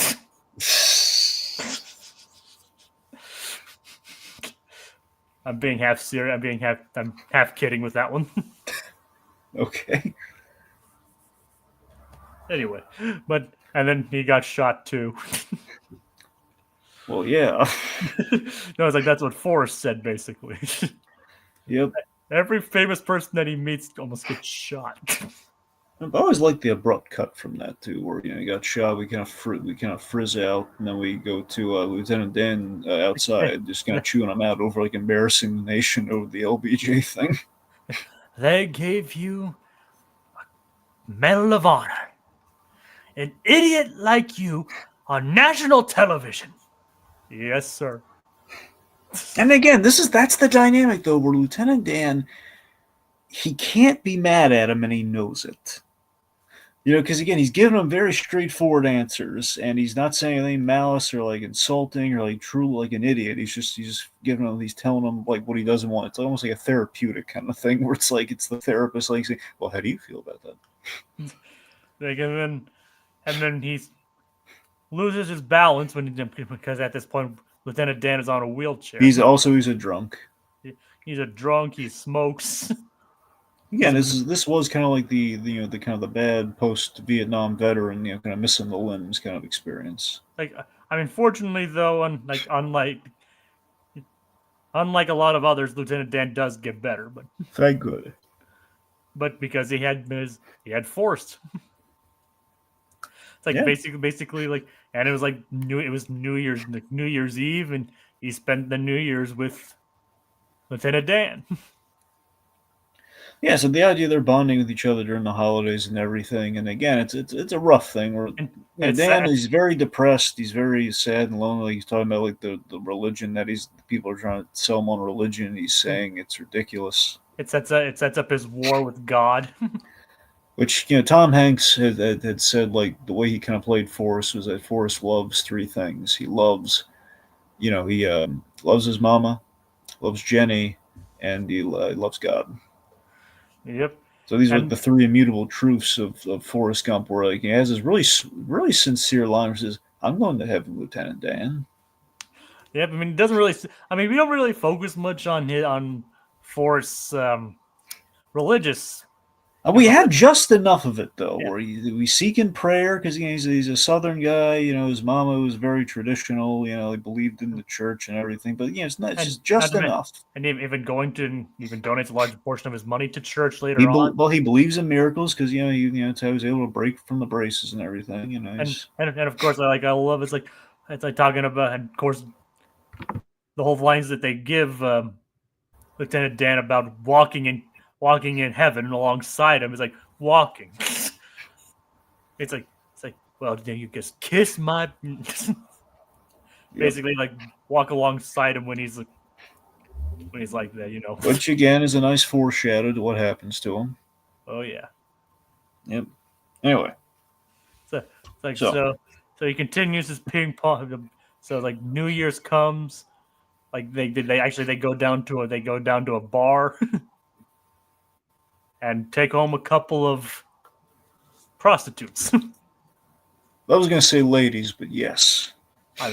Sorry, well, that's no, they are. They're most likely. Maybe. Well, it's not outright stated, but mostly kind of implied. It's very implied that Lieutenant Dan's. These are regulars. Lieutenant Dan's a regular for him, but yeah. And then one of them's good getting all over Forrest, but he's not interested because Jenny. Yeah. I was like, is your friend stupid or something? He's like, don't call him stupid. Which is a great moment where again it's the bond kind of developing there. They stand up for each other. It's like he doesn't really. He's not too fond of Forrest at this point, but he knows Forrest isn't stupid. And it's also a thing where again, even if he won't admit it, it's like he did save my life. Even if I hate my life, with my existence right now, it's I do owe this guy something. And even though he does feel resentful about Forrest saving his life, he's still, in a way, it's like a conflict. It's like a conflict. He hates the fact that he survived because it's his legacy, but he's also thankful for saving him in the first place. That's what causes most of his inner turmoil. So, real quick, just because we kind of gleaned over it again. Forrest, again, he does have a hair trigger. Such an even-keeled, peaceful guy. He does have a hair trigger when Jenny is in peril, when she's in trouble. Yeah, but at the as I mentioned earlier, it's he doesn't really get violent or anything except with many people that we actually see. when he does, the common thread is someone harming Jenny. Yeah, like we had her like her Berkeley boyfriend, And slapping her. he basically and Forrest threw down. Well, that's the thing. So think about it. So we have two cases of this. So we had the strip club before Vietnam, where the guys are good, like throwing water on her and everything. And he doesn't like punch her, but he basically shoves them and then gets her out of there. He's very much in hero mode. They're like, let's get her out of there. And basically, kind of like Dan, she doesn't like being saved. But again, importantly though, Forrest ultimately is right for what he's doing. She shouldn't be there. And it's kind of like he's trying to, in a sense, he's trying to steer her away from these life choices and also getting her out. Because she was calling for help, and Forrest didn't show up because she was saying, "Someone get out." She was calling the security guy on like the side of the stage to help her out. So Forrest wasn't necessarily wrong in how he acted there. And also something that probably a lot of younger people wouldn't necessarily pick up on: her suicidal tendencies.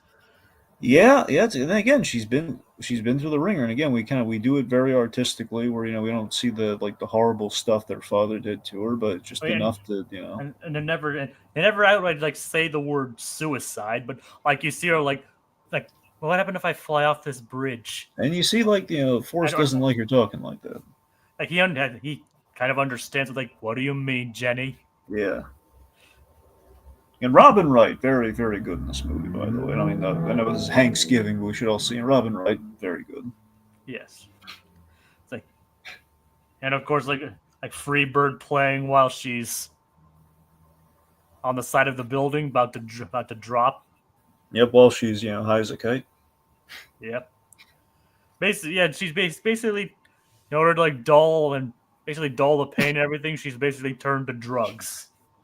Well, I was haunted by how sickly she looked too. Like we thinned her down. I don't know if Gaunt. we digitally did that or makeup or. She was very gaunt. Yeah. Anyway, so during the Black Panther party, which by the way, again, it was always the thing with the Black Panthers, where it was like there's no conversation. It's just the guy just fires into a very aggressive sales pitch. Yeah, and like Jenny just brought him there and just like. And basically, he's cool. He says, "No, he's not cool. I'm going to yell at him and tell him why he's not cool." Yada yada yada. Well, in the background, all the Forrest is like, he's like, okay. He's paying this guy courtesy by just taking the abuse of what he's saying, but he's focused on what's going on with Jenny right now. Sees him slap Jenny, and then he basically throws down. Yeah, he beats this guy bad, and this guy deserved that beating though. Yeah. I do love the apology. I love he's not like intimidated by the gun or anything. He's just saying, "Sorry, I had a fight in your Black Panther party." Yep. And he was never invited back. Yeah. Which, to be fair, you know what?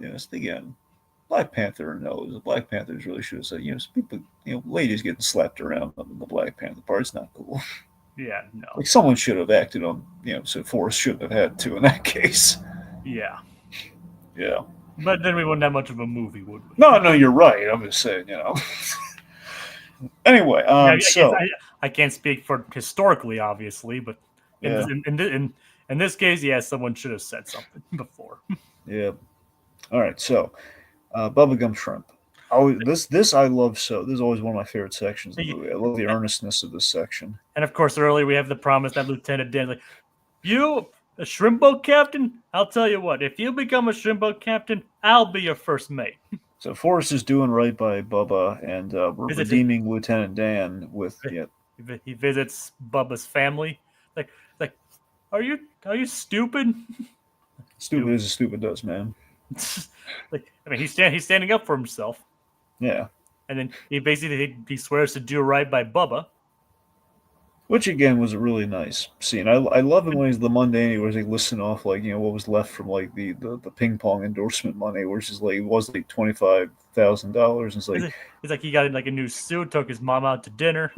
Yep, got a haircut. It's again not the extravagant spending, but it's like plus he had bought a bus ticket. The funny thing is he probably took a bus ticket to go all the way down there to just to tell Bubba this, so it's kind of more. It's just kind of funny. It's a nice suit too. Yeah. It's not like an extravagant, top of the line suit, but it's a good suit. Yep. You gotta love a sharp dressed man, right, Dragon? By the way, when he's telling me this, when he's at the grape, is he wearing the suit that he's wearing while he's on the bus bench? I don't can't. I don't remember if it's the same suit. That's the thing. I don't know if it is or not. It'd be really funny if it was, but you know, But he's still wearing a suit when he visits, though. that's true. I don't know if it's the same one, but they're kind of similar anyway. He looks good in a white suit. Let's just say. That he does. And of course he meets, of course, Benjamin Buford Blue, or Bubba. Yeah. So he meets his family, speaks to his grave, and basically swears to to start the company, start the shrimp business. So again, this is just it's a really nice, really sweet idea, and he's ultimately what we're doing is when Lieutenant Dan shows up, really hilariously, by the way, just with the boat crash. Well, he buys the boat. Someone else asking if he's stupid, like, all your dads are just plain stupid. And then when he comes, he doesn't. But the thing is, Forrest doesn't immediately succeed at the shrimping business, which is a pretty nice touch. And then it's like, well, it's bad luck to have a boat without a name. And I just love that. I just love how, like, I never named a boat before, but I gave it the prettiest name in the most beautiful name in the world, Jenny. He named the boat Jenny. I love that touch. Dragon? Yeah. Sorry. No, go on. No, it is a really nice touch. Anyway, so then we have Lieutenant Dan, and we have this really ultimately we have it's kind of a fun like meet and greet where he's he sees Dan on the pier. Yeah. All right. And anyway, ultimately, Lieutenant Dan, after some trial and error, they eventually, amidst the journey, we have this really nice moment where Lieutenant Dan like thanks Forrest without saying the words "thank you." He says, "I never said thank you for for saving me." Yeah. He's kind of going on a journey there, and ultimately, after this, God kind of rewards Forrest in the long run. There, where they have this great success after they endure this storm. All the other boats. Hurricane Carmen. Yes, Hurricane Carmen. All these boats are shipwrecked, or they basically get destroyed, except theirs. So basically, all the shrimping is now all the shrimp business is now theirs, and it just kind of goes from there, and they're very successful. And also, Lieutenant Dan buys Apple stock, so it all worked out. Or it's like I love it. He's like I invest in some kind of fruit company, which is really funny. Yep. It's a fruit company. I mean, Dragon. I wish I had invested in the fruit company. And again, I would, Dragon. If I could do one thing, if I went back in time, I would invest in that fruit company. What do you think? I wish I did. Yeah. And then, if you think about it nowadays, that fruit company is worth trillions of dollars. And even shared it with Bubba's family. Yeah, which that was another really good gesture too. Is the fact that he left he cut Bubba's family and just left to his mom. I love the payoff that in his family. The reason shrimp was so important is that his mother was like all the females in his family were like shrimp cooks, and the fact that now she has a cook. Yep. Yeah. So basically, but the reason he left the shrimp industry in the first place, though, his mama got sick. Yeah. Well, first off, we should also mention that the one guy on the bench laughs him off, thinking like we could have been sitting next to a millionaire, and then we have like the nice lady who actually is giving Forrest time of day. And then he shows him the Fortune magazine with him and Dan on it, Lieutenant Dan. Dan. I love that it's not the show off. It's just like, would you like to see what Lieutenant Dan looks like? Not even to like see me on the magazines. Yeah. like, I'm on the cover of a magazine. Yep, we didn't cover his face this time. Nope. All right, so the death of Mama Gump, heartbreaking milestone for Forrest. I love how we call back I always love this bit with the doctor. Really, you pats him on the back, says, "We straightened you out, didn't we?" Yep, and he sure did. So again, she dies imparting the box of chocolates line, which is which is big, and again, just about the unpredictability and kind of uncertainty of life, which is kind of what Forrest's existence has been. And if you think about it, the two most important women in his life died in the same bed. Yeah.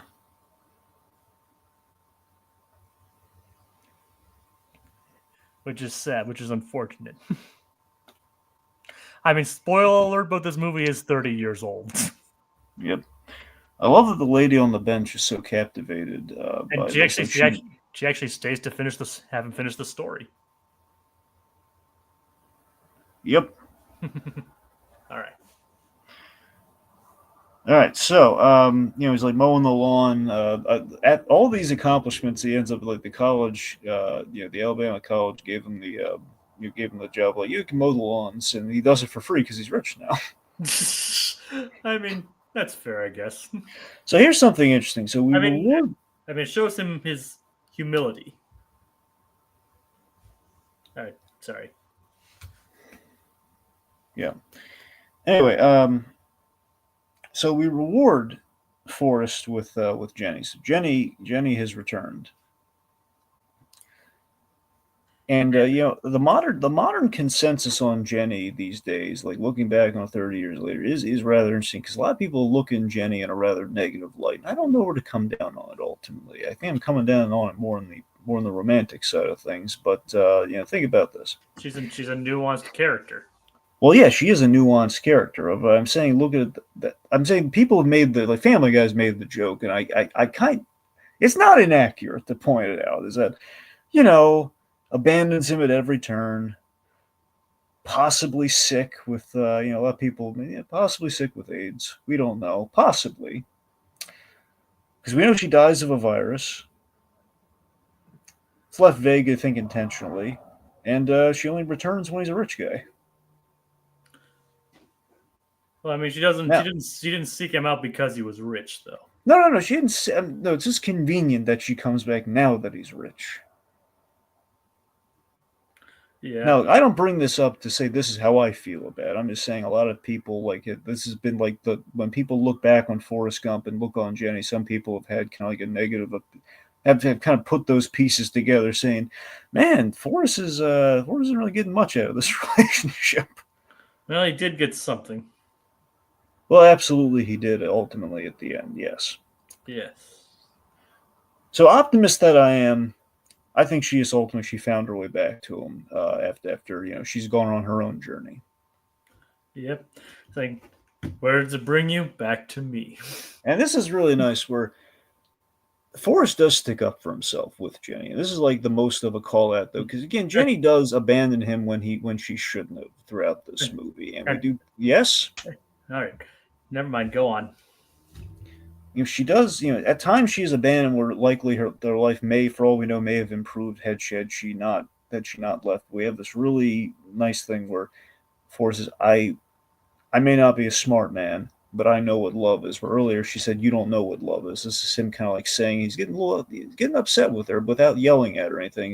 He goes outside, he hands on his hips where it's the most assertive he gets with Jenny, and it feels appropriate in that moment. I think after they've lived with each other for a bit, he's like asked her to marry him. He's like, "You're a good man, Forrest, but you won't marry me." And it really does crush it really does hurt his feelings. But obviously it's shown that she reciprocates his feelings, though. Yeah, and I like the callback though. It's like when they would share the bed as kids when it would rain and stuff. But it has a whole new meaning now. Yeah. Also, I like the runner too. I mean, without like focusing on anything, it's just the fact that he, they've had, she was afraid of like thunderstorms, and she would come over, and then like when they were kind of intimate for not doing the deed, but when they were curiosity in college, it was raining outside. Yep. It feels like it's kind of a runner there. And to speak on an earlier point, like a lot of people like have said that she probably pushed him away because like she was ultimately afraid that she would push on some of her like some of the abuse onto that she suffered onto Forrest, and she didn't want him to go through that. See, there's an interesting idea. Like I said, I don't know how true or how intended that is, but it is an interesting way of looking at it. Like, I don't really buy the whole thing that Jenny's a villain or anything. Like Well, she's no, always, not a villain, but just I know, maybe but not but the. but people think some people like called her a villain, and it's like no, that you're fundamentally missing the point of the movie at that point. I mean, I'm not saying you, Dragon. I'm just saying there are people that believe that. Yeah. Anyway, let's see. So then we hit the running section of the film, which is it's a very feel good section of the movie, but admittedly very cuttable.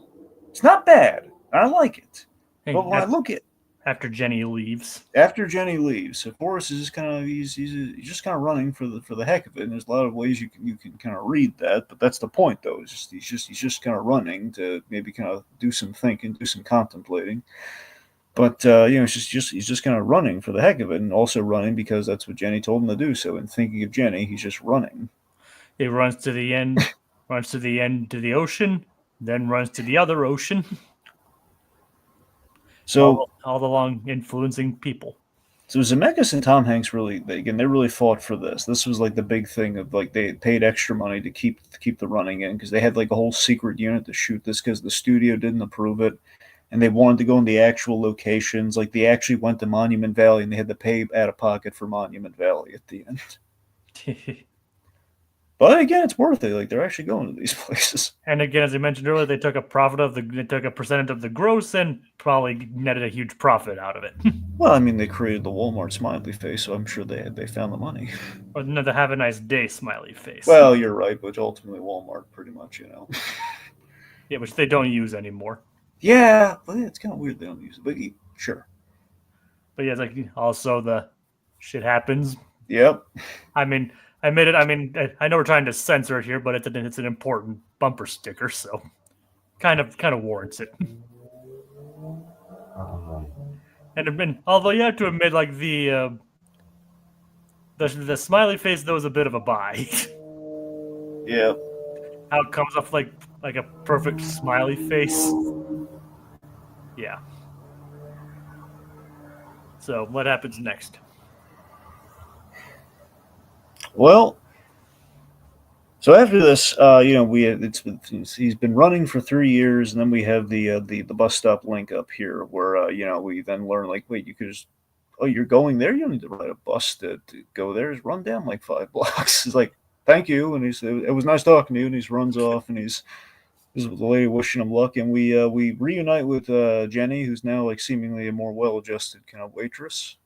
And speaking of which, I love how the lady earlier like got on a different, waited for the next bus because she wanted to finish hearing Forrest's story. Yeah, which is great. Yeah, and she even gave him directions.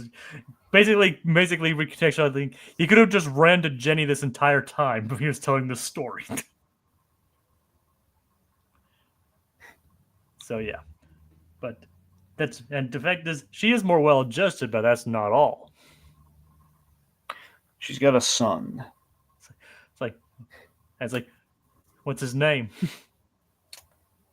Forrest. It's like, oh, like me. Yeah, he's named after his daddy. He has He's got a daddy named Forrest too. I think yours, Daddy Forrest. Okay, so first of all, that it's such a cute reveal too, with the whole like his daddy's named Forrest too. Just It's again, like, it shows you the charming stupidity of the character. Where again, not stupid but still naive. He's just like he didn't consider the fact that he was the father of the kid. It's like there's like the 5 points right there on the IQ, but still endearing as all get out. It's like I mean, considering Jenny, although he could probably, considering what Jenny has been through, it's like it wouldn't be too surprising for him to consider the other options. Oh, guys. You know what I'm trying to say, Dragon. I know what you're. I'm not saying those are good options, but and I don't even know if he thought of that, but no. But yeah, it's like okay. So in all seriousness, and the kid's played by Haley Joel Osment, by the way. Yes. He went places. Oh yeah. Didn't have to run there. Oh no. Okay, so possibly Tom Hanks's finest acting, maybe period, but let's just say in the movie, some Tom Hanks's finest acting is this full circle moment of growth where, again, it's just the moment of him, the way he plays that reveal, where like Jane's trying to reassure him, saying like, "Forrest, you didn't do anything wrong," but again, he's not. He's just his eyes are focused on the kid, and And he is just again he's got love and he's got family, but there's also like there's like the bittersweetness of like is he smart? Is he like his trepidation about like is he like you could just tell he's nervous that he probably passed on that kind of naivety to his son, yeah. if that makes sense. Mm-hmm. All right. Yeah, but that yes, Jacob. It's just this beautiful moment of just growth for him, where he's just found again. He kind of he's lost so much at this point. He's lost his mother, he's lost his friend, and he's kind of finally has it all, like the love and family, and of course ultimately the bittersweetness that his whole life's been predicated on this moment. Is the fact that again it's kind of like one step forward, two steps back, almost in the sense of like he has everything, and then it's kind of fleeting when he learns Jenny's sick. But before that happens, just that moment of like he's basically become, in a weird way, he's kind of become his mom. It's like he basically matured even more in that moment. Yeah, and again though, you're right though. It's that moment, it's the trembling moment of like, is he again? That's like the one moment in the whole movie where it's like an acknowledgement of like he knows that he's different and he wants to like is he like me, and he's learning that he's smart is like kind of like God sent to him. Yep. I mean, I want to say like that's probably the moment that won Tom Hanks the Oscar. I would like to think so. Like seriously, the acting in that moment too of just like when honestly, it's right before that is when he says like he's the most beautiful thing I've ever seen in my life. Like that's the thing that kind of gets me in the feels right there. And then you have like that moment of just like he can barely get out the words. Oh yeah. I said So I said I do want to bet that that's probably the scene that won him the Oscar that year. I would like to think so. All right, so anyway, so then so he has everything he ever wanted, and then Jenny is sick and dying. Which then leads, But okay, let's kind of make hay while the sun is shining. Let's get married finally. yep. And basically it's about time. And we have this beautiful payoff with Lieutenant Dan, where Lieutenant Dan is at the wedding, and He's he's walking. he's walking, and he's got these metal, like basically kind of a metal prosthetic legs. And what's great about them is earlier on he says like the chances of us finding shrimp, I have the chances of being a chance of me walking is chances of me being an astronaut or something along those lines. And made the same thing that was on the space shuttle. Yep. It's also ironic that Gary Sinise wasn't he was in Apollo 13, right? I'm not sure. I'll double check real quick. Anyway. Um. Anyway, so point being, he's got titanium legs and also, I believe, a Vietnamese fiance, Yep. which again just shows you the growth on this character. He's gone a long way. And Gary Sinise was in Apollo 13. There he goes. Making sure I wasn't crazy on that. But yep, he comes in with his Vietnamese wife, Susan. Yeah. Basically shows he came along. He's also come a long way. Yeah. So beautiful, just utterly beautiful. And then we have this wonderfully bittersweet kind of moment here where Forrest is telling Jenny a story, which again he's been doing the whole movie. So him telling Jenny, who's like in the bed that his mother died in, knowing that they only have so many more kind of moments left with each other. She's not dying imminently, but just they know time is running out. So she just have a casual conversation where he just kind of tells her story, and we just kind of have this beautiful. This is where we get the editing for the Oscar for the editing, where we mid story he then says you died on a Tuesday, and we cut to the grave. Yeah, and he's talking to Jenny's grave. Yep, and again, it's the other Oscar scene right there too, where he's Yeah. like delivering Forrest Jr.'s letter and just saying, "I promise I wouldn't read it," and just leaves it there. And so, you need anything, I'll be here. And I bulldoze the house that your father's house.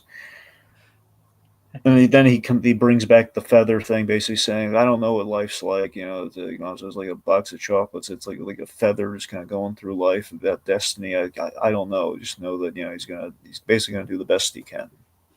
Of course. And really, that's all the best anyone can do. Yeah. So we have our full circle ending there. We're at the bus stop with his son. Yep. And he's like, and then finds the Curious George book. Yep, and I just love like Forrest. Like, I remember that. So, yeah, your grandma used to read it to you. And again, the kid being like on the same level as Forrest is really interesting too, and really sweet. Yeah. And then he waits at the bus stop with his son. Up comes the bus driver, who is a familiar face. Yep, you're Dorothy Harris, and I'm Forrest Gump Jr. So the idea that it's And such a she, beautiful moment that she's there, and it's like the story goes on. The name, and the folk tale kind of lives on in like Forrest Jr. and the bus driver just smiles at him. Yep. And he's like, "I'll be waiting right here when you get back." I don't think it's an accident that both some of the most successful Oscar-winning movies. You have like Forrest Gump and you have Finding Nemo, breaking Yeah. box office records and getting accolades, and they end very similarly. With the kids going off to school. Yep. Oh yeah. And the feather flies off just the end, just kind of going in the wind. And not to mention we've gone this entire movie without mentioning Alan Silvestri's music. What do you think, Dragon? Well, Silvestri is like Zemeckis' guy. Predominantly, he's his guy, and it's kind of his John Williams equivalent. So when we get Silvestri, I think we get some of his finest work when he's with Zemeckis. Oh yeah. The fact that it's not wall to wall Silvestri too is very telling. Like Silvestri coming in when he's needed. it's very subdued for the most part. A lot of piano and things like that. We have the occasional like uplifting, da-na-na. Like when he's running. Yeah. Yeah. So that's so I don't did the score didn't win, did it? No, it didn't.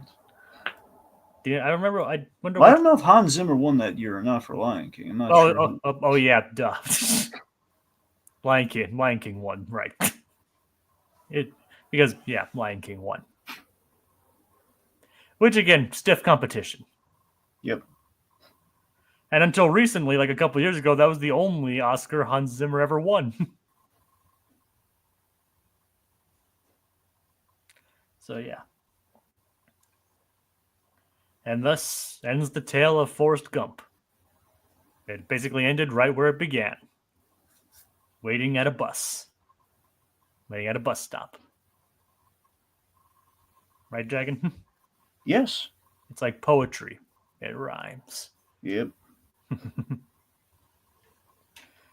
And thus ends what is widely considered one of the greatest movies of all time. At least in terms of Americana and Hanks's career. And Dragon, what do you think?